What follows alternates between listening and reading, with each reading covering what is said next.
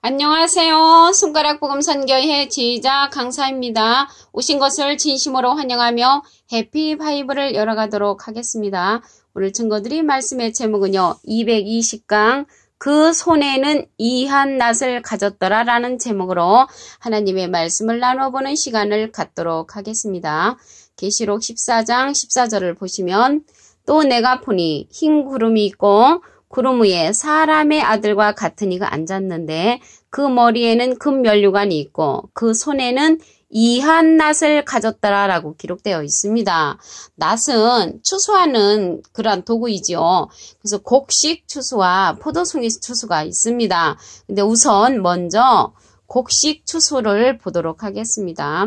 계시록 14장 15절을 보시면 또 다른 천사가 성전으로부터 나와 구름 위에 앉은 이를 향하여 큰 음성으로 외쳐 가로되 내 낫을 휘둘러 거두라. 거둘 때가 이르러 땅에 곡식이 다 익었음이로다. 그래서 곡식을 거두는 그러한 도구가 이제 낫을 휘둘러서 거둔다는 것을 알 수가 있습니다. 여기에서 낫이 나왔는데요. 낫은 일종의 그러한 칼도 되는 것이죠. 이 칼에 대해서, 낫에 대해서 한번 보도록 하겠습니다. 히브리서 4장 11절에 보시게 되면은 하나님의 말씀은 살았고 운동력이 있어 좌우의 날선 어떤 검보다도 예리하여, 이 검이 나왔잖아요. 검은 칼을 뜻하지요. 근데 오늘 낫은 일종의 이제 칼이라고 했습니다. 검보다도 예리하여 혼과 영과 및 관절과 골수를 찔러 쪼개기까지 하며 또 마음의 생각과 뜻을 감찰하나니. 그래서 마음의 생각과 뜻을 감찰하는 것이 하나님의 말씀이라는 것이죠. 그래서 하나님의 말씀을 가리켜서 좌우의 날선 검으로 이렇게 상징되었다는 것을 알 수가 있습니다. 근데 이제 낫도 이제 일종의 그런 칼이라고 말씀을 드렸고요. 그런데 오늘 보니까 그 손에는 이한 낫을 가졌다고 했습니다. 이한 낫을 가졌다는 것을 볼 때 여기에서 이한 낫을 가진 그러한 자는 추수의 사명자라는 것을 알 수가 있죠. 그래서 이 추수의 사명자가 이제 곡식 추수를 하는 것을 보았고요. 또 이제 포도송이 추수하는 것을 보겠습니다.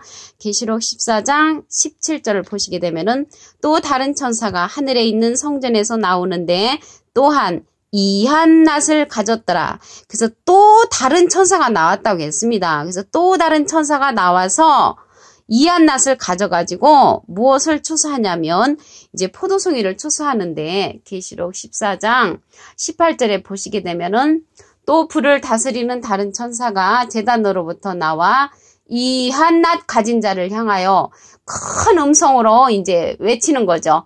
내 이한 낫을 휘둘러 땅의 포도송이를 거두라라고 이제 명령을 했습니다.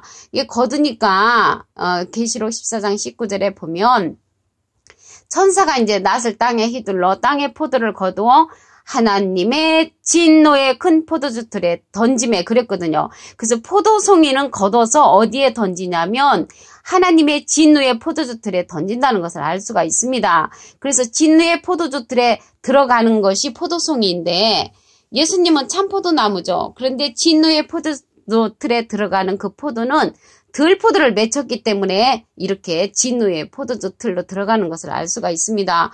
얼마나 그 심판이 심한지 이 피가 29만 6천 미터까지 퍼진다고 했습니다. 계시록 14장 20절에 보시게 되면은 성 밖에서 그 틀이 밟히니 틀에서 피가 나서, 그래서 포도가 들어가면은 포도즙이 나와야 되는데 여기에 보니까 피가 났단 말이죠. 그래서 사람이라는 것을 알 수가 있고요. 말굴레까지 닿았고 1600 스타디온에 퍼졌다고 했습니다. 1600 스타디온이 나오는데요. 1스타디온은 우리나라로 환산을 하게 되면은 약 185m입니다. 그래서 이것을 1600 곱하기 185m 하면은 29만 6천 미터까지 피가 퍼졌다는 것을 볼 때 이 포도송이로 하나님의 진노의 포도주 틀에서 심판받을 그러한 자가 많이 있다는 것을 알 수가 있습니다. 실로 가슴 아픈 그러한 일들이죠.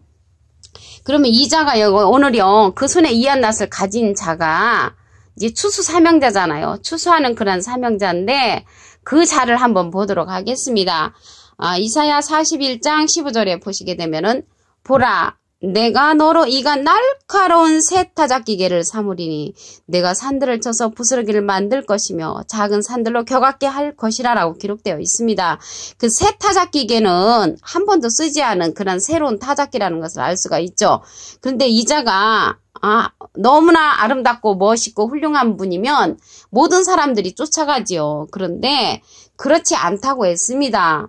이사야 14장 이사야 41장 14절을 보시게 되면은 이사야 41장 14절 지렁이 같은 너 야곱아 너희 이스라엘 사람들아 두려워 말라 나 여호와가 말하노니 내가 너를 도울 것이라 내 구속자는 이스라엘의 거룩한 자니라 하면서 보라 내가 너로 이가 날카로운 세타작기를 삼는다고 했습니다. 근데 이 세타작기를 삼는 자가 지렁이 같단 말이죠.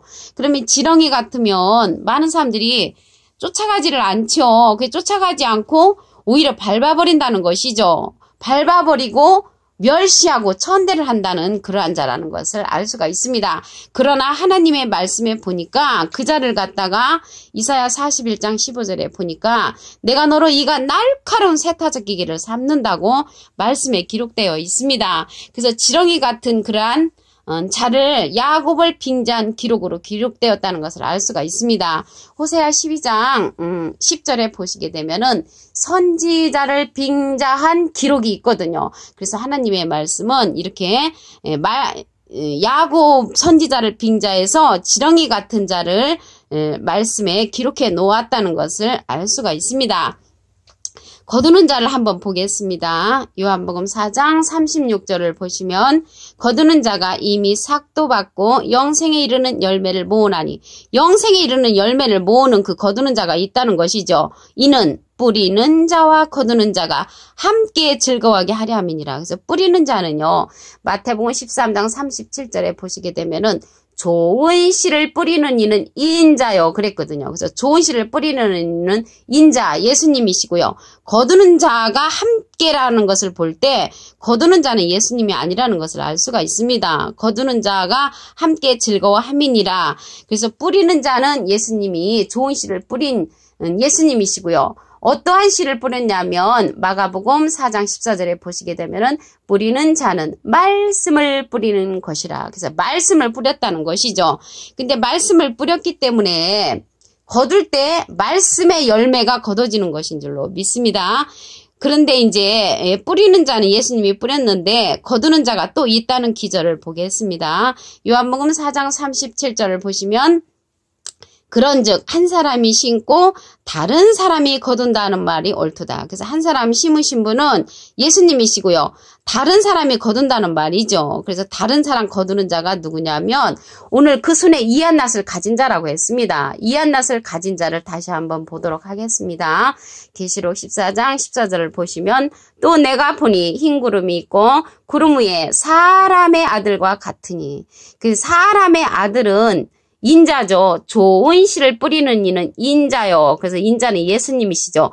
예수님과 같은 분이 흰 구름 위에 있어가지고 그 손에 이한 낫을 가졌다고 했습니다. 낫자루를 가졌다는 것을 볼 때 추수하는 그러한 사명자라는 것을 알 수가 있습니다. 그래서 이 추수하는 사명자가 계시록 14장 15절에 보면은 낫을 휘둘러 가지고 곡식을 거둔다고 했습니다. 그래서 곡식을 거두면 곡식은 걷어서 곡간에 이제 드리죠. 그리고 곡간에 드리고 어떠한 그러한 낫이냐고 보니까 하나님의 말씀의 낫자루라는 것이죠. 히브리서 4장 12절에 보시면 하나님의 말씀은 살았고 운동력이 있어 좌우의 날선 어떤 검보다도 예리하여 검은 이제 칼이잖아요. 칼인데 오늘 그 낫도 일종의 칼인 것입니다. 그러한 하나님의 말씀에 그러한 낫자루로 혼과 영과 및 관절과 골수를 찔러 쪼개기까지 하고요. 마음의 생각과 뜻을 감찰한다고 했습니다. 그래서 이 낫은 하나님의 말씀의 낫자루를 가지고 추수하는 그러한 사명자라는 것을 알 수가 있습니다. 그자가 세타작기계로 출현을 하지요. 이사야 41장 15절에 보시게 되면은 보라 내가 너로 이가 날카로운 세타작기계를 삼으리니 내가 산들을 쳐서 부스러기를 만들 것이며 작은 산들로 겨같게 할 것이라. 그래서 이가 날카로운 세타작기계로 출현하는 자가 이한 낯을 가진 자라는 것을 알 수가 있습니다. 그 자가 지렁이 같은 야곱으로 이제 출현을 하는데 이사야 41장 14절에 보시게 되면은 지렁이 같은 너 야곱아 너 이스라엘 사람들아 두려워 말라 나 여호와가 말하노니 내가 너를 도울 것이라 내 구속자는 이스라엘 거룩한 자니라 말씀을 하시면서 보라 내가 너로 이렇게 지렁이 같은 너로 이가 날카로운 세타잡기를 삼는다는 말씀이 이사야 41장 15절에 기록되어 있습니다. 이 자가 세타잡기와 같은 자가 거두는 자가 되겠죠.